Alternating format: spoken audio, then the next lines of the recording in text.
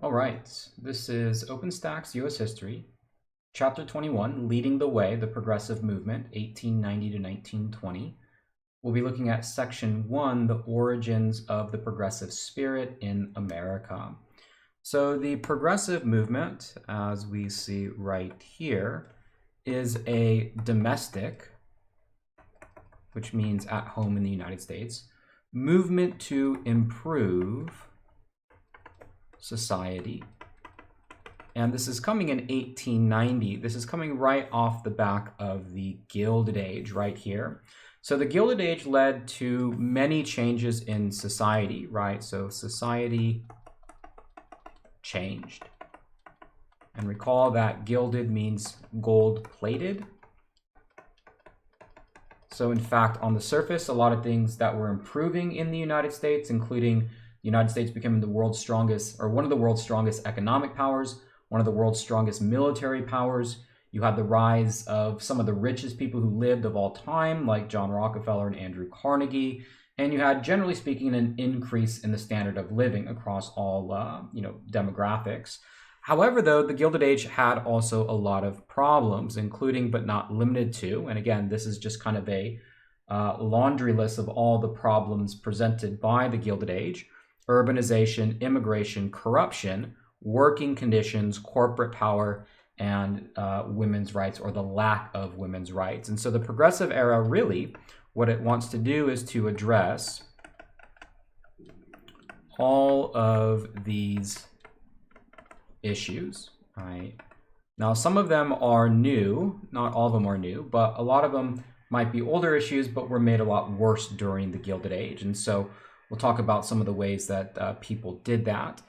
First of all, you had some progressives who were known as muckrakers. Muckrakers were typically middle class. We might call them journalists. The term muckraker comes from Teddy Roosevelt, who described Gilded Age society like muck, and that these were individuals that went into American society, raked through the muck, right, sort of dug through all the corruption and urbanization and overcrowding and everything, and exposed, and that's what we might say, middle-class journalists who exposed problems in Gilded Age society. And so at a basic fundamental level, before you can begin solving the problems in Gilded Age society, you need to know what those problems are, and that's what the muckrakers did. They sometimes used a tactic called yellow journalism, or the muckrakers were often called yellow journalists. This means to exaggerate the truth. Yellow journalists would tell very kind of emotional stories and would sort of bend the truth or stretch the truth in order to get more attention. Some of the most famous or most notable muckrakers of this period include Jacob Riis, who was a photographer. He used photographs to expose the horrible conditions in a lot of cities. Here's a photo from Jacob Riis. He published How the Other Half Lives. Of course, the other half refers to the urban poor. Ida Tarbell was one of the female muckrakers. She exposed the Standard Oil Company, so exposed John Rockefeller and maybe what we might call the cutthroat tactics, the corruption.